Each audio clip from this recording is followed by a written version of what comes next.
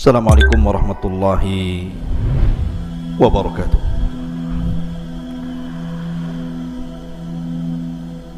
Alhamdulillah wassalatu wassalamu ala rasulillah wa ala alihi wa sahbihi wa mawalah wa la hawla wa la quwata illa billahi wa ba'du. Ma'asyiral muslimin yang dimuliakan Allah subhanahu wa ta'ala, santri ikhwan yang semoga dimuliakan Allah subhanahu wa ta'ala. Alhamdulillah, malam ini kita bisa kembali duduk untuk bertalabul ilmi. Kemudian salawat teriring salam tak lupa kita haturkan kepada Rasul kita Muhammad sallallahu alaihi wasallam. Pembahasan malam ini adalah bicara tentang alam jin.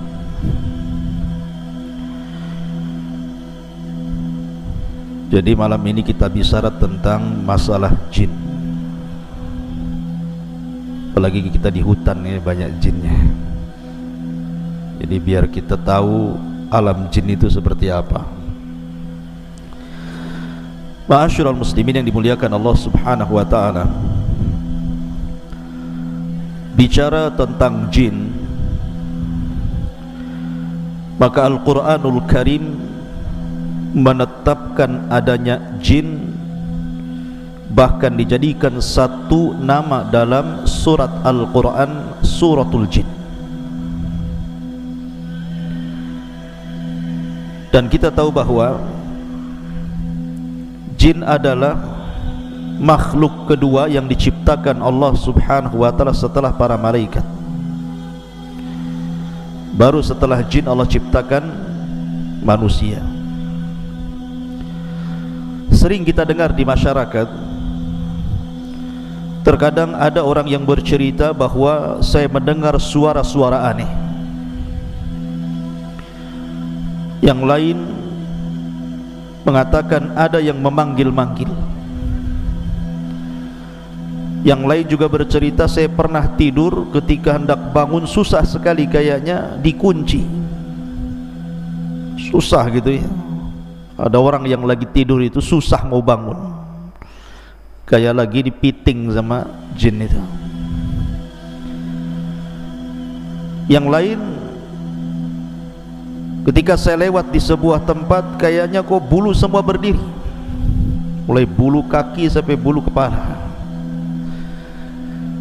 Jadi macam-macam cerita di masyarakat itu tentang masalah jin dan syaitan. Lalu apa hakikat jin ini, dan apa alaqah kaitan antara jin dan kita umat manusia ini? Ma'asyiral muslimin yang dimuliakan Allah azza wa jalla, dunia jin itu sebenarnya kurang lebih dengan kita. Di antara jin itu ada yang ahli salat, ahli puasa, ada yang umroh, ada yang haji, ada yang ahli sedekah, ada yang ahli zikir, bahkan ada yang mujahidin fi sabilillah. Tetapi di antara jin pun kebanyakan mereka ada yang fasik, ada yang suka minum khamar, ada yang suka berzina, ada yang suka berdusta, ada yang suka menyakiti dan menzalimi. Ya, karena jin itu terbagi menjadi dua. Wa inna kunna salihuna wa inna minna salihuna wa minna duna dzalik kunna taraiqa kidada. Di antara kami para jin itu ada yang saleh, ada yang baik, tapi juga ada jin-jin yang mereka jahat.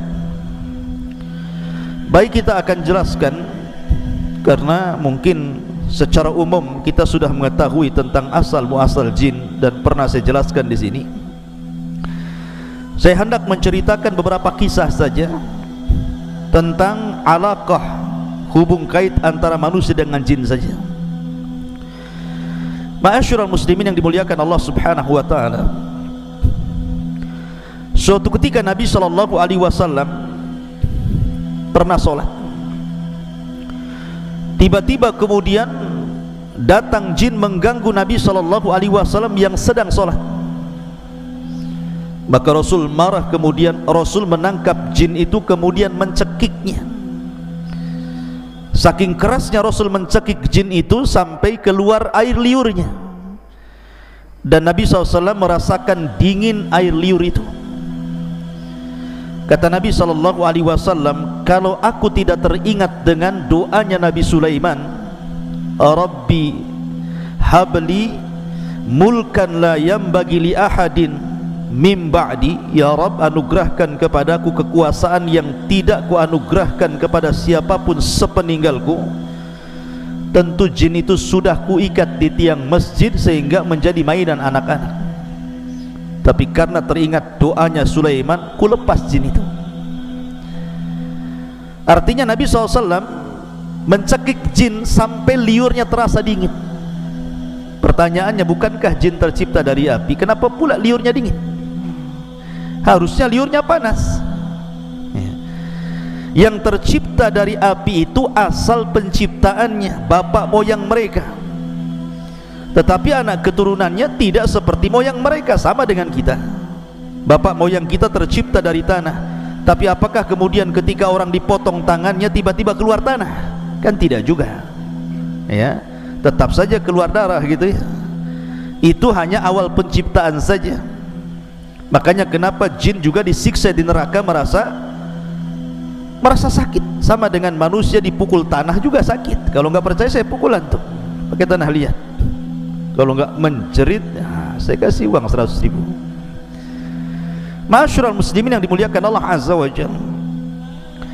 Lah, kalau kita melihat cerita-cerita di masyarakat kan macam-macam tuh. Apalagi penakut. Penakut itu biasanya pohon pisang pun jadi setan biasanya. Coba saja orang yang takut lewat kuburan, sebenarnya di kuburan tidak ada apa-apa, mungkin ada pelang warna putih, itu lari terbirit-birit disangka kuntilanak itu penakut loh ya. Terkadang seseorang yang saking takutnya, mungkin ada kucing nabrak kaleng kongguan kemudian jatuh prang begitu ya, itu ketakutan disangka ada setan tuh di belakang itu. Atau terkadang kita lihat angin, kemudian ada pohon goyang-goyang, kemudian bayangannya itu ikut goyang-goyang juga kan, disangka setan itu. Langsung bulu kuduk berdiri semua tuh. Pertanyaannya, ikhwatu fiddin muliakan Allah Azza wa Jalla, mungkinkah seseorang itu melihat jin? Sebagaimana yang ma'ruf di masyarakat gitu ya. Maka kita katakan bahwa Allah Subhanahu wa taala berfirman, innahum yarakum min haitsu la tarawnahum. Mereka yang melihat kita, kita yang tidak melihat mereka. Artinya jin itu bagi kita alam gaib. Jangankan jin, di zaman Nabi SAW banyak orang-orang munafik. Rasul tidak tahu siapa satu munafik itu, kecuali setelah diberitahu Allah, kemudian dicatat oleh Hudzaifah ibn Yaman siapa nama-nama munafik. Kalau Allah tidak memberitahu siapa munafik di zaman itu, selamanya Rasul tidak tahu mana satu yang munafik. Artinya munafik saja kita tidak tahu ya di zaman Nabi SAW, apalagi jin. Maka seseorang kemudian kalau masuk ke alam jin, kemudian sok tahu tentang masalah jin tanpa didasarkan Al-Quran dan Sunnah, ketahuilah bahwa dia itu pendusta. Contoh saja, dulu kan ada tayangan apa itu, Ghostbuster ya, yang nangkap jin dimasukkan ke botol itu loh. Nah ada tuh, tangkap masuk botol, ditutup botolnya, dia udah tahu lubang botol bawahnya itu, lepas lagi ya kan. Kan ada orang yang narik jin, kononnya dimasukkan ke dalam botol. Ikhwatu fiddin muliakan Allah Azza wa Jalla, kita katakan ini dusta, ini acting saja. Kenapa kita katakan dusta? Karena Allah yang mengatakan innahum yarakum min haitsu la tarawnahum. Mereka melihat kita, kita tidak melihat mereka. Macam mana kemudian menangkap jin dimasukkan ke dalam botol, sementara nas Al-Quran mengatakan kita tidak mampu melihat mereka, sementara mereka melihat kita? Kalau gitu tidak adil Ustaz. Enak kali jin melihat kita, kita tak bisa lihat jin. Allah Maha Adil. Ketika di dunia kita tidak bisa melihat jin dan jin bisa melihat kita, kelak di sorga Allah balik alamnya, di mana kita bisa melihat jin dan jin tidak bisa melihat kita. Itulah kebalikannya dan keadilan Allah Subhanahu wa ta'ala. Akan tetapi ketika jin-jin itu tasyakul, beralih rupa, maka kita mungkin melihatnya. Bisa saja seseorang kemudian melihat ada burung hantu, disangka hantu karena ada hantunya, burung hantu. Kemudian kucing garong warna hitam, disangka setan, ya kan? Padahal garong dia, ya. Jadi mungkinkah kemudian jin-jin itu tasyakul dan seseorang bisa melihatnya?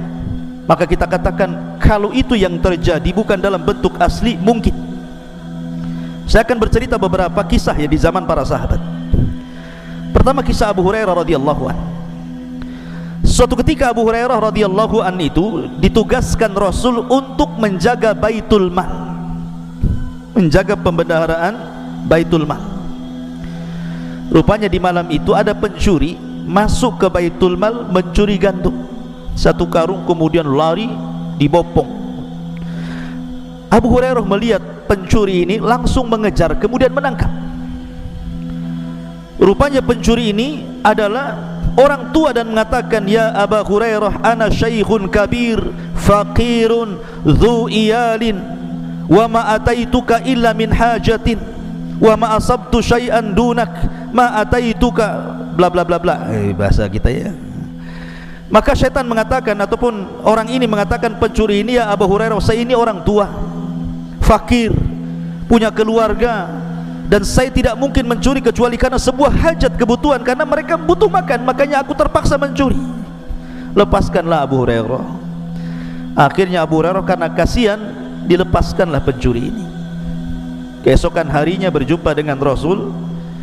Sebelum kemudian Abu Hurairah bercerita, Jibril sudah ngasih tahu, dan Rasul sudah mewanti-wanti, "Ya Abu Hurairah, fa innahu sayaudu al-bariyah, fa innahu sayaudu fil lail." Wahai Abu Hurairah, orang itu akan kembali nanti malam.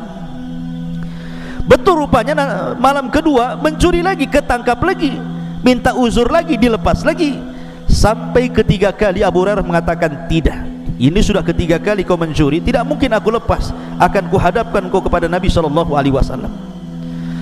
Maka orang ini mengatakan, "Gini saja wahai Abu Hurairah, lepaskan saya. Maukah ku ajarkan kepadamu, maukah ku ajarkan kepadamu sesuatu yang kalau kau baca setan akan lari darimu, setan akan lari darimu." Kemudian orang ini mengatakan, "Ya Abu Hurairah, apabila engkau hendak beranjak ke pembaringanmu, bacalah suratul kursi, maka tidak ada setan yang bisa mendekatimu sejak kau tidur sampai kau bangun." Habis itu Abu Hurairah melepaskan orang ini. Keesokan harinya dia berjumpa dengan Nabi SAW dan mengatakan, "Abu Hurairah, tahukah kamu orang yang kau tangkap 3 malam berturut-turut itu?" Kata Abu Hurairah, "Allah wa Rasulullah a'lam." "Saya tidak tahu wahai Rasul."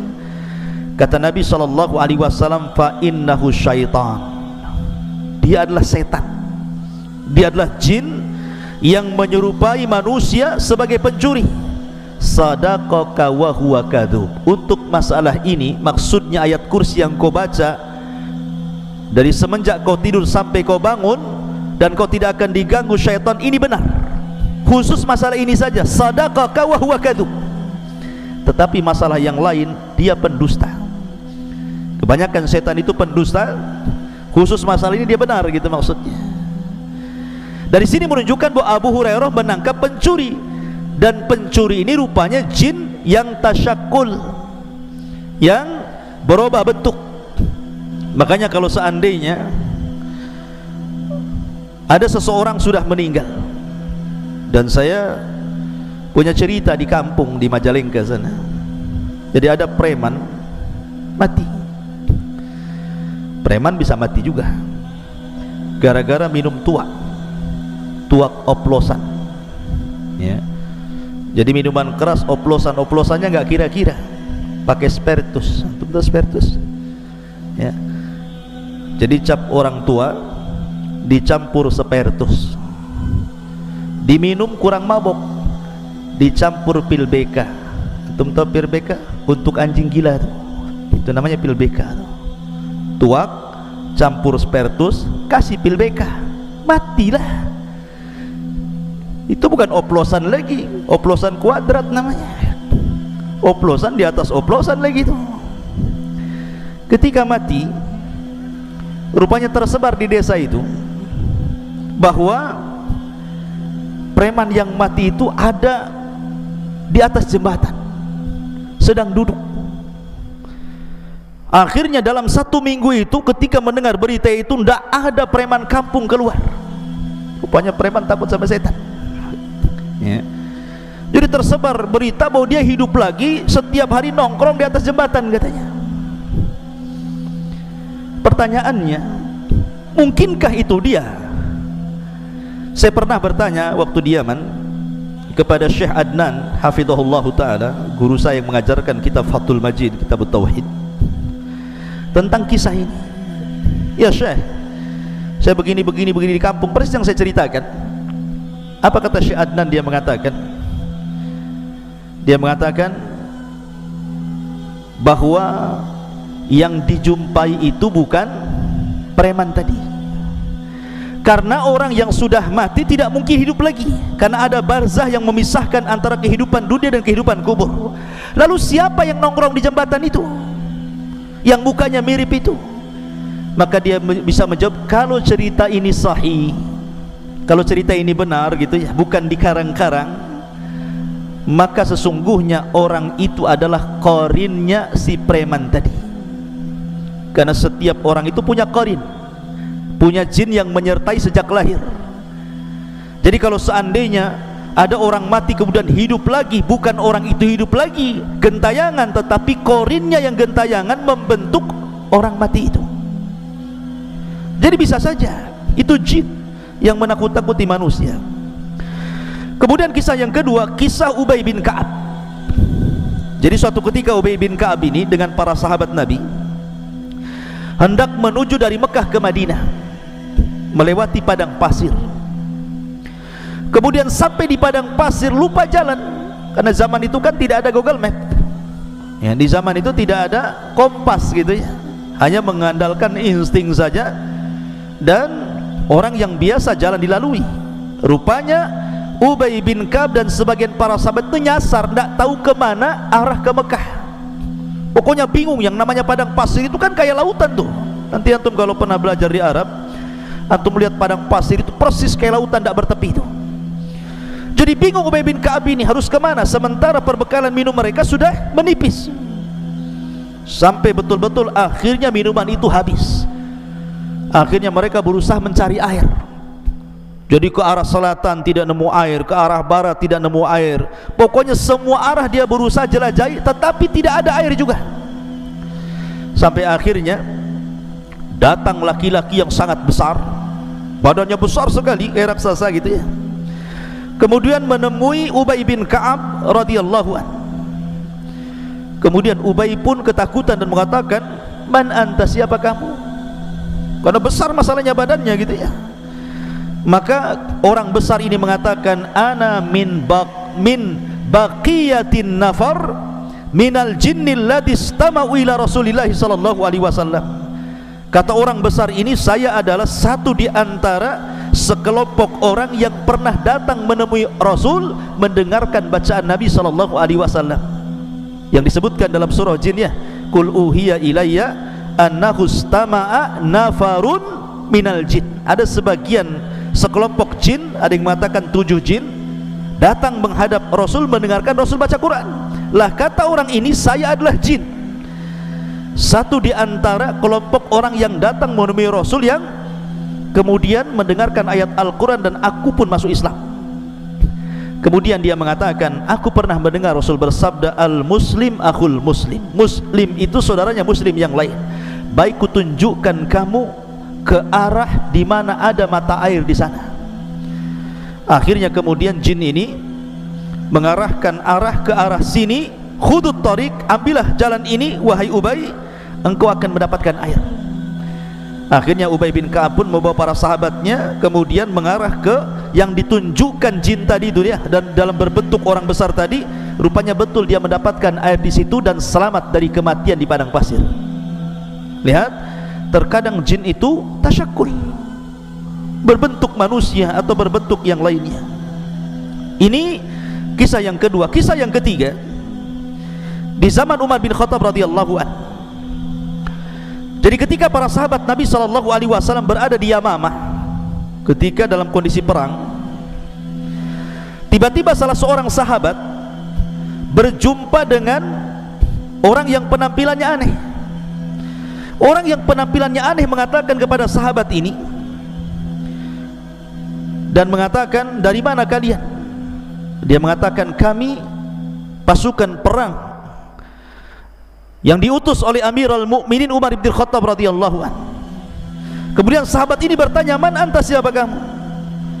Maka orang yang aneh ini mengatakan, ana minan Nahawan, saya dari Nahawan, dan Allah saufa yaftahullahu ala Nu'man ibn Bashir walakinnahu ustushhid.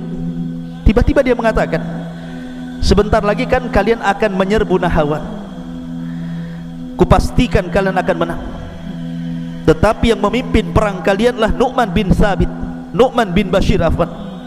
Tetapi dalam peperangan itu Nu'man akan mati syahid. Kagetlah orang ini. Oh, belum perang kok dia bisa meramalkan seperti itu. Masalahnya, kalian kan akan berangkat ke Nahawan, menyerang Nahawan, tetapi Allah akan menangkan kalian di tangan Nu'man ibn Bashir, tetapi Nu'man akan mati syahid di situ. Akhirnya orang ini, sahabat ini langsung lari menuju Umar bin Khattab radhiyallahu anhu dan mengatakan, ya Amirul Mukminin, tadi saya berjumpa dengan orang yang aneh. Tiba-tiba dia mengatakan bahwa kita akan memenangkan Nahawan, tetapi Nu'man bin Bashir akan mati syahid di situ.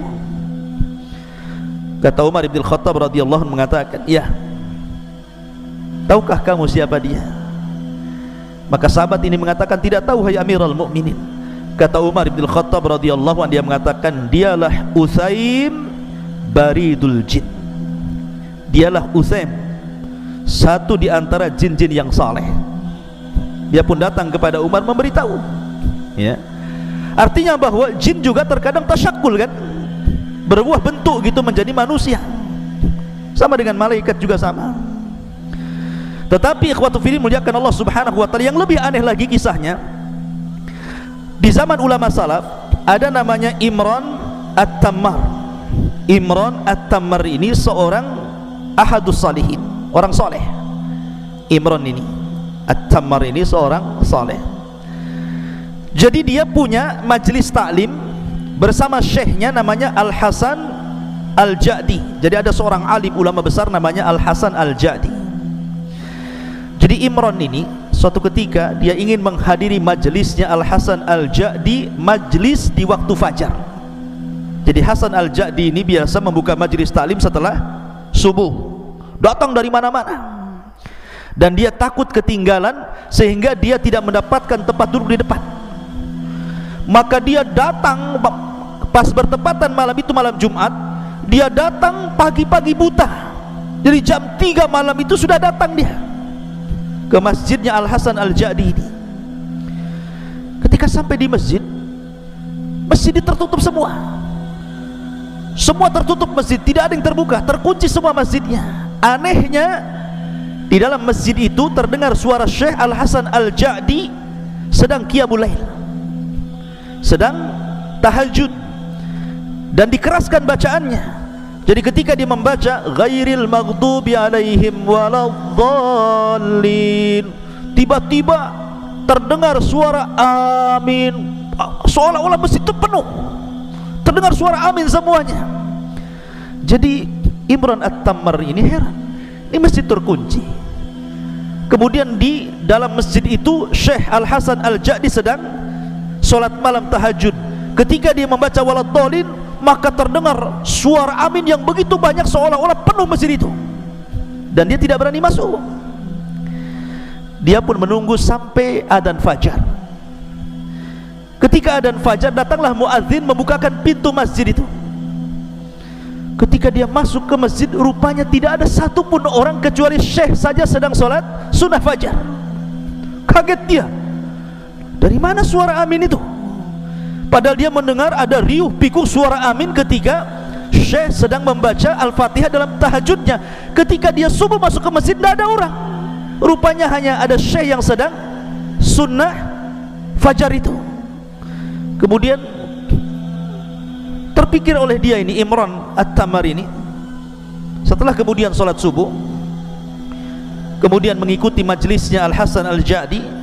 Selesai pengajian, dia pun berusaha untuk menanyakan kepada Syekh, menceritakan pengalamannya semalam. Ya Syekh, semalam saya lihat masjid tertutup, engkau sholat tahajud, kau baca Fatihah, ketika engkau membaca waladhdallin semua mengaminkan dirimu, tapi ketika subuh aku lihat tidak ada satupun orang yang sholat di belakangmu.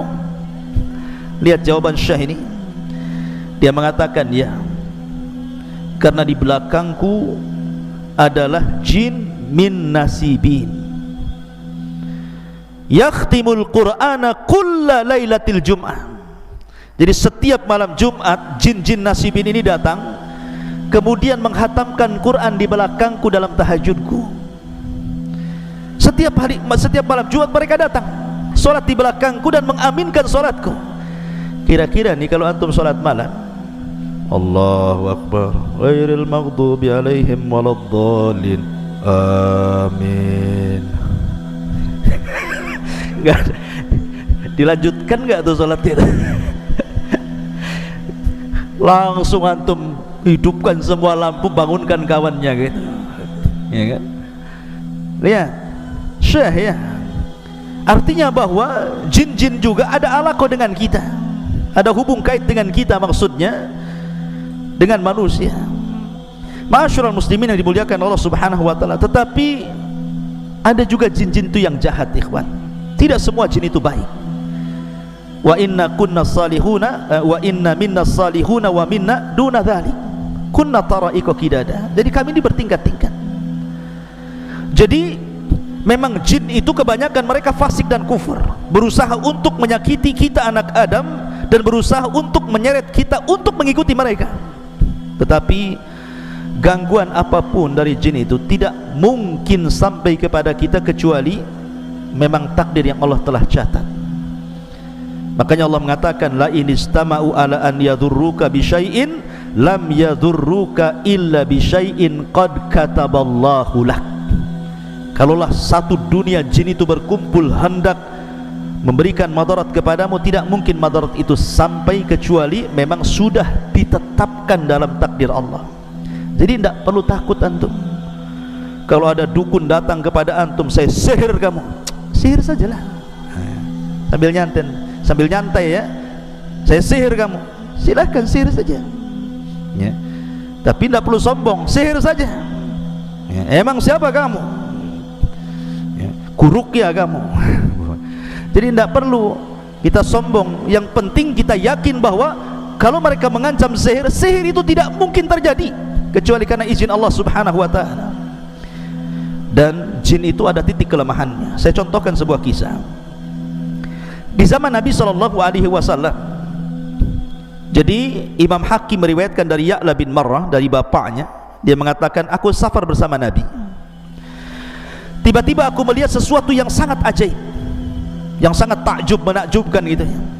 Karena ketika di perjalanan, rupanya ada seorang wanita bersama anaknya. Anaknya ini sakit-sakitan selama 7 tahun, selalu pingsan, kemudian siuman, pingsan lagi. Pokoknya selama 7 tahun itu 2 hari sekali pingsan dan sakit parah, gak bisa ngomong.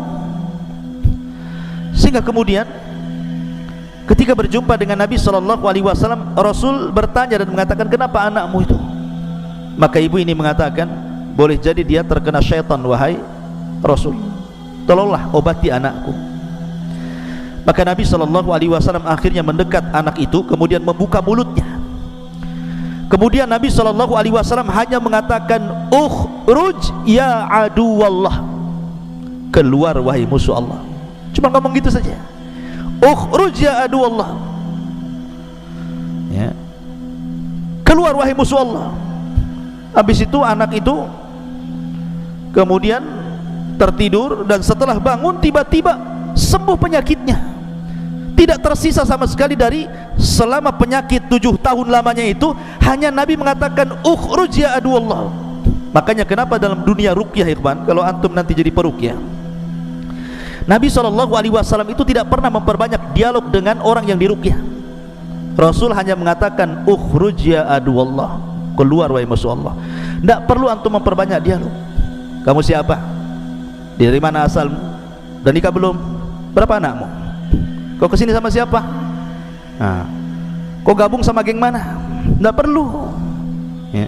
Jadi tidak perlu diperbanyak dialog, karena jin itu pendusta. Karena mereka pendusta, maka kalau antum beruqyah cukup bacakan Quran. Kalau dia menjerit-jerit, cukup antum katakan ukhruj ya aduwallah, keluar wahai musuh Allah ya. Kalau tidak, ya ajak mereka beriman saja, tidak perlu tanya yang aneh-aneh ya. Karena jin itu pendusta, dan tidak ada jin itu yang bentuknya indah. Jin itu bentuknya jelek. Makanya ketika ada seorang syekh meruqyah, rupanya masuk jin yang paling cantik di kabilahnya ke dalam tubuh orang yang diruqyah itu. Kemudian oleh syekh berusaha jin yang paling cantik di kaumnya itu dikeluarkan dari tubuh orang tadi, terus diruqyah. Sampai syekh bertanya tentang masalah sifatnya ketika itu ya, bentuk kamu itu seperti apa? Karena dia mengaku wanita yang paling cantik, jin yang paling cantik di kaumnya. Maka dia mengatakan, sesungguhnya aku memiliki 9 kaki. Bayangkan, kalau antum dinadorkan dengan akhwat cantik tapi punya 9 kaki, mau nggak? Nggak mau. Itu bukan orang, namanya gurita tuh, cumi-cumi namanya. Artinya bahwa jin itu tidak ada yang bagus. Sudah bentuknya jelek, mereka pendusta masalahnya. Jadi jangan diperbanyak dialog. Makanya Nabi SAW cukup mengatakan ukhruj ya aduwallah, keluar wahai musuh Allah subhanahu wa ta'ala. Kemudian juga ada cerita dari Rashid Ridha. Jadi suatu ketika ikhwan, ada seorang nelayan. Seorang nelayan ini dia melempar jala di lautan. Ketika dia melempar jala, kemudian menarik jala, rupanya terdengar suara di dalam lautan itu, seolah-olah ada yang tersangkut. Tiba-tiba terdengar suara aneh. Langsung ketakutan nelayan itu, akhirnya jalannya dilempar. Karena ketakutan dilempar jalannya. Kemudian dia pulang. Sejak peristiwa itu, sang nelayan akhirnya selalu diganggu oleh jin. Akhirnya dia sakit-sakitan sampai tidak bisa bicara. Berusaha dokter mengobati juga tidak bisa. Kemudian para peruqyah juga berusaha meruqyah juga tidak sembuh-sembuh. Sampai akhirnya dia datang kepada Syekh Rashid Ridha. Kata Syekh Rashid Ridha ketika itu, hanya membacakan satu ayat saja, fasayakfikahumullahu wa huwas samiul alim. Fasayakfikahumullahu wa huwas samiul alim. Tiba-tiba kemudian semua jin yang ada di tubuhnya keluar, dan Allah subhanahu wa ta'ala takdirkan dia sembuh. Artinya bahwa ada jin-jin itu yang suka mengganggu manusia, yang suka mengganggu manusia. Lah kenapa kemudian jin itu bisa masuk ke tubuh anda, ke tubuh kita ya, sampai akhirnya ada orang yang kesurupan? Banyak penyebabnya kata para ulama. Bisa saja karena jin itu sudah terlampau cinta dengan antum sehingga dia masuk ke tubuh antum. Kok bisa Ustaz? Dia cinta sama kita, surat menyurat pun tidak, pandang memandang pun tidak, ta'aruf pun tidak. Macam mana kemudian dia cinta dengan saya gitu? Kata para ulama, salah satu penyebabnya adalah ketika antum masuk ke kamar mandi, kemudian lupa membaca a'udzubillah, berlindung kepada Allah minal khubthi wal khaba'is ya. Kalau orang lupa berlindung kepada Allah dari khubthi, setan laki-laki, wal khaba'is, dan setan perempuan, maka dipastikan ketika antum telanjang di kamar mandi itu, maka aurat kita bisa dilihat oleh syaitan. Tetapi kalau seandainya kita sebelum masuk kamar mandi kita membaca doa perlindungan kepada Allah minal khubthi wal khaba'is, dari setan laki-laki dan perempuan, walaupun telanjang bulat di kamar mandi itu, maka tidak ada satupun jin yang sanggup melihat aurat kita. Lah orang yang tidak pernah membaca doa ketika masuk khala, masuk kamar mandi, maka dia setiap hari jin itu menonton aurat kita. Karena setiap hari menonton aurat kita akhirnya jatuh cinta. Kalau sudah jatuh cinta, maka dia tidak mungkin melepas kita. Ini salah satu penyebabnya. Yang kedua, atau karena dendam. Dendam itu maksudnya karena mungkin diantara kawannya dibunuh atau saudaranya dibunuh. Makanya kenapa Nabi SAW mengajarkan kepada kita, kalau antum kencing di alam terbuka, di hutan Jabal Uhud ini atau di mana gitu kan, jangan diarahkan ke lubang. Siapa tahu lubang itu tempat bersarangnya jin. Karena jin itu kan ada 3 jenis tuh. Ada jin yang berupa memiliki sayap, bisa terbang kemana-mana. Ada jin itu yang berupa anjing ataupun ular. Ada juga jin itu yang hidup di lubang-lubang. Makanya jangan kencing sembarang ke lubang gitu ya. Nanti di situ sarangnya jin, ngamuk dia. Sekarang logika saja, kalau antum di kepalanya dikencingi, marah nggak antum? Marah lah. Antum dikencingi Noval memakai kepalanya, marah nggak sama Noval? Marah. Ya. Jin juga sama, kalau dikencingi ya marah gitu ya. Makanya jangan kencing sembarang kalau di ruang terbuka itu. Karena bisa saja akhirnya karena marah balas dendam masuk pula ke jalan darah kita, kesurupanlah kita. Atau mungkin dia itu masuk ke tubuh orang itu karena iseng saja. Ya, iseng-iseng saja masuk ya. Karena dia suka ngelamun, karena dia suka mikir gitu ya. Dan tidak pernah berzikir, tidak pernah baca Quran, masuk dia ke tubuh kita. Makanya ikhwatu fillah muliakan Allah Subhanahu wa taala, maka jin-jin itu memungkinkan berbuat apa saja. Dan yang lebih bahaya kalau seandainya jin itu suruhan tukang sihir. Dia bisa membuat kita sakit, dia bisa membuat kita mati, dia bisa membuat kita bercerai dengan suami istri, dia bisa membuat kita macam-macam jadi jahat gitu ya. Maka itu lebih bahaya lagi. Oleh karena itulah maka banyak-banyaklah berlindung kepada Allah Subhanahu wa taala. Wallahu a'lam bishawab. Ini diantara beberapa kisah tentang alam jin. Mudah-mudahan manfaatnya. Subhanallah bihamdika, asyhadu an la ilaha illa anta, astaghfiruka.